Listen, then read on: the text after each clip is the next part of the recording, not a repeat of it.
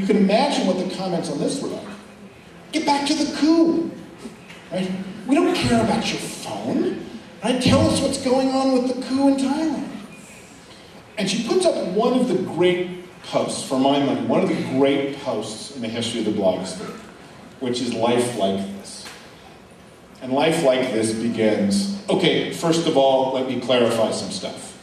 Right? So when that's the first line, you know you're getting wound up for a rant. Right? And quite a rant it is. She says essentially, this is my blog. Right? And I'm here to write about stuff that's happening in my life.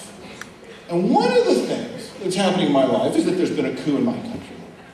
But one of the things that's happening in my life is I want a new phone. And if you don't like it, leave. There's no professional media outlet in the world that would see its audience go up 100-fold and then tell the new users to buzz off. But Chiraponce isn't a little bitty professional media outlet. She's an amateur in the deepest sense of the word. She's doing this because she loves it. And she's not going to have other people come in and tell her how to do her blogging. So what we're seeing in the media landscape isn't just an explosion of new forms. It's also an explosion of new motivations. Because for the first time, people are creating media that gets distributed globally to large audiences. And they're doing it not only for no money, they're doing it for no reason that's even attached to money. It's not like they wish they could be a newspaper. Right? There's a different set of motivations at work here, and those motivations are transforming the environment. Here's that same observation now made entirely diagrammatically. Right? This is the media landscape of the 20th century. An organization in the center, broadcasting information to the edges. One of the things traditional media companies have gotten used to is that the idea that those red arrows can now be reversed. Right? Oh, the audience can talk back to us. Our listeners, our consumers can talk back to us. And mostly that thought frightens them. So they figure out ways to get people to talk back in ways that don't matter much, like let's vote for which singer is best in a singing contest, rather than anything else. But that's not where the freakouts are coming from. Here's where the freakouts are coming from.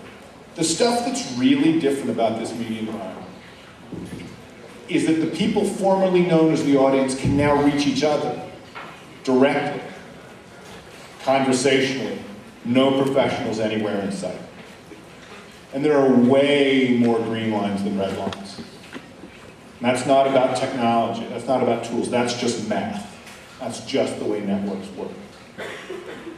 So when I talk about the difference between professional and amateur motivations, part of it is about individual behaviors, but part of it is about group behavior. Because in the center here, right, traditional organizations, right, that's where management lies. That's where there's a small enough group, it's tightly enough coordinated that you can make managerial decisions. Right? But out here, out in the world where we are, right, and the idea that some group of us may want to come together and mail pink underwear to somebody as a political protest, you're not going to get there with management. So what works out here, what's happening out here in this outside ring, is really culture. Right? Culture is the thing that coordinates people who aren't being managed. And it is up to us in a way that's partly about decisions, but that's mostly about just the way we choose to live our lives, what kind of culture we're going to get. Here's an example that I think fuses those two patterns, the pattern of individual motivation, Kitty Chiraponce, and of global culture. End of 2007, Kenya, there was an election in Kenya. And the election unearthed ethnic tensions in the country. And there was a spate of horrific post-election violence. And there was a Kenyan blogger who blogs under the name Kenyan Pundit, Oriokola. And Ori put something on her blog saying, tell me what's going on, right? We all know that there's violence out there. But the problem is what each individual citizen knows isn't enough to see the pattern. We have to be able to know what the group knows. So people took her up on it. And they started posting things in the comments on Kenyan Pundit. I just witnessed this, in my town that has happened. And Ori couldn't keep up. There was so much material flooding in that she couldn't keep up with it. She could have been at her computer 24 hours a day. And she couldn't have integrated all the information she was getting, and she would have fallen over after a while. So she said, I need a tool. I need a tool to help. I can't do this by myself. 2 programmers came forward and said, we'll build it for you. 2 days later, they launched a piece of software called Ushahidi, which means witness in Swahili. And Ushahidi takes SMS messages or web messages with locations, and it puts them on a map. And suddenly you can start to see what everybody knows. You can take all of the aggregate bits of tacit knowledge of the individual citizens and you can turn it into a map you can look at. Patrick Meyer up at the Harvard Humanitarian Initiative did a study of various bits of media coverage of the violence in Kenya. And what he found was that Ushahidi was earliest to report violence. Because whereas the mainstream media would only report violence that ended in large-scale fatalities, Ushahidi would report attacks that hadn't ended in fatalities, or attacks that had ended in one fatality. And you could see a pattern, right? Where if you knew the places where violence was ramping up, you could know where the larger problems were coming.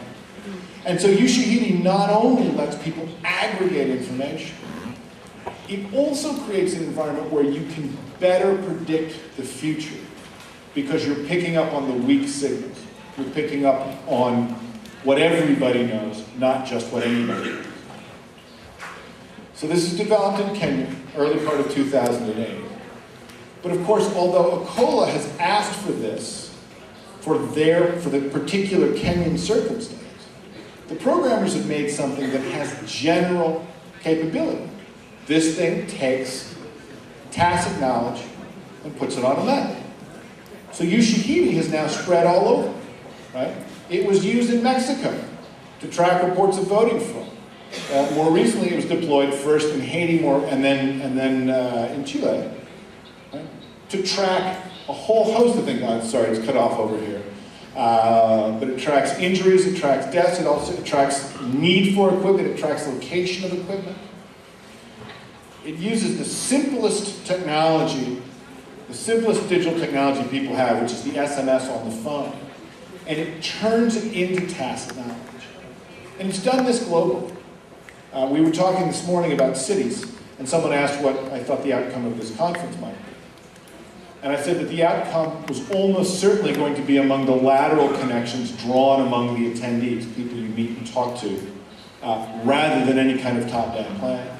Ushahidi is a perfect example of that. It has now become almost normal. In a little over a year, it's become almost normal in situations where there is a crisis like this to ask, could we deploy Ushahidi here to collect information from the citizens? And to have a piece of software that gets built in 2 days from one blogger's call and turns into a bit of global humanitarian infrastructure was pretty remarkable. And it's not a way of working we could have had even 5 years ago.